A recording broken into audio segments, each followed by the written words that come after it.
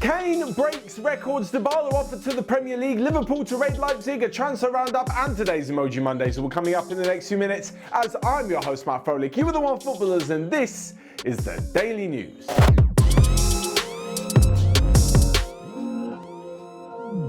First up, and Harry Kane is at it again, breaking records. He led his Tottenham side to a 2-0 victory over Arsenal in the North London derby and took Jose Mourinho's team back to the top of the league. This was the second goal of the game, Harry Kane's 250th career goal.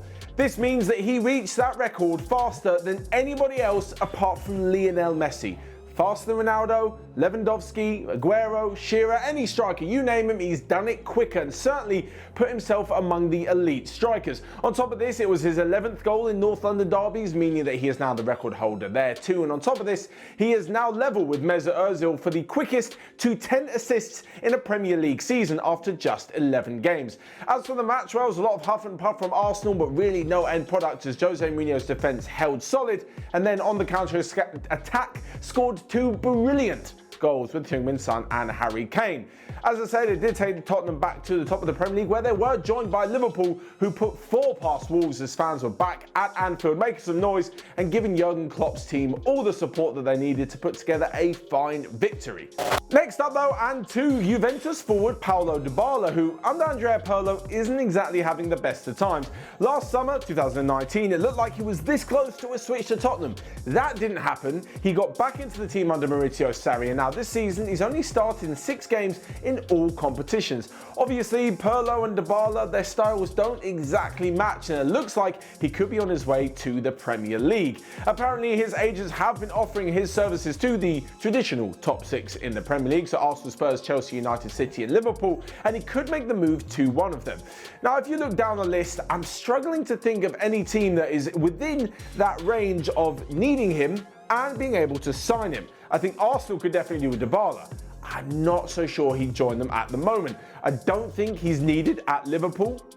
Maybe not needed at Manchester City, especially if they're going to be making a big move for his compatriot Lionel Messi. I don't think United will spend the money on him. I don't think Chelsea have got any money left. And Spurs at the moment may not want to disrupt their good feeling in the squad, right? Bringing in someone who actually turned them down at the very last minute. Looks like it could be a rather interesting one for Dybala and his future. Of course, we all know that Cristiano Ronaldo is the main man at Juve, and with his stay young attitude and literally looking like he's got the fitness of a 20-something-year-old, maybe Dybala won't force his way into the team anytime soon.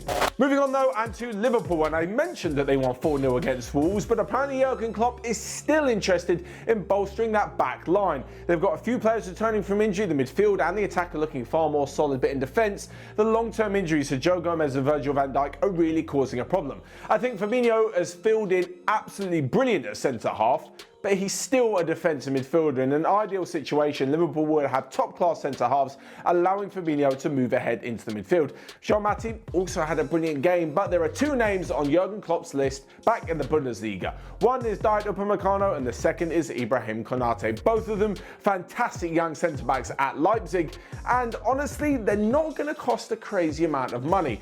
Apparently, Upamecano is going to cost around 45 million, which is his release clause at the end of the season anyway, and Konate may be only just a tad bit more than that. As I mentioned before, Liverpool haven't exactly done crazy business in the transfer window. Getting Thiago on such a cheap deal was brilliant, and they may have a little bit of money to spend.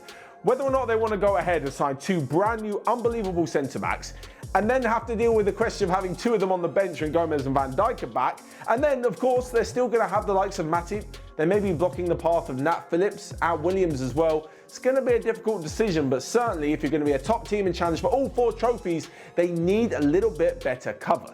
Let's move on to the transfer news then, where United are interested in providing some competition for Aaron Wan-Bissaka by signing former Spurs defender Kieran Trippier, now with Atletico Madrid.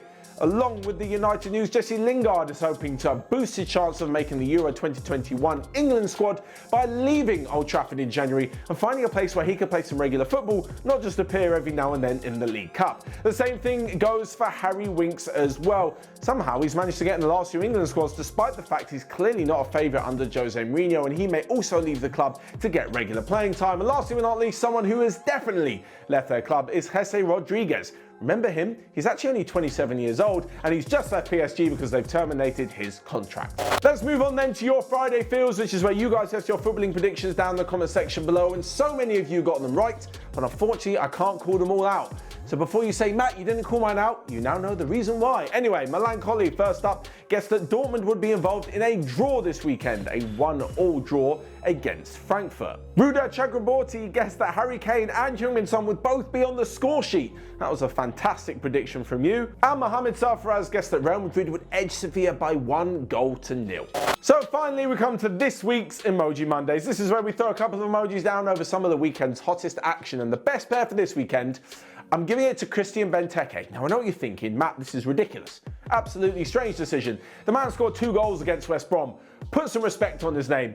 In all seriousness though, Christian Benteke goes through an enormous amount of goal droughts, so the fact he managed to score 2 goals is pretty damn good. Also in this game, Wilfried Zaha and Eberechi Eze were also fantastic. Moving on though into the craziest moment of the weekend, and honestly, you're going to have to YouTube this to believe it. Bremen against Stuttgart. Stuttgart are 1-0 up. Silas runs through after a mix-up between the Bremen goalkeeper and John Brooks, I believe, in the defence. And as he's running towards the line, the keeper and Brooks are just having an argument. And the Stuttgart striker Silas is just jogging towards the goal. He stops on the line, waits for the keeper, and then pokes it in. Then gets confronted by Davy Selke, then gets booked for apparently being unsportsmanlike. If you guys have seen it or you're going to go and see it, come back and let me know what you think. Personally, whilst the ball is in play, you can do whatever you like. If you lose the ball, if you miss an open goal, if you score an open goal, if you do whatever, that's part of football. There's nothing unsportsmanlike about that, surely. Surely not. Anyway, he got a booking, and moving on to the best result of the weekend, and that goes to Cadiz, who managed to beat Barcelona 2-1. Barca now 12 points off league leaders Atletico Madrid, and things are not looking better for Ronald Koeman. That's all from me then. Thanks so much for watching. Check out everything else we've got going on in OneFootball, and until next time, I'll see you guys later.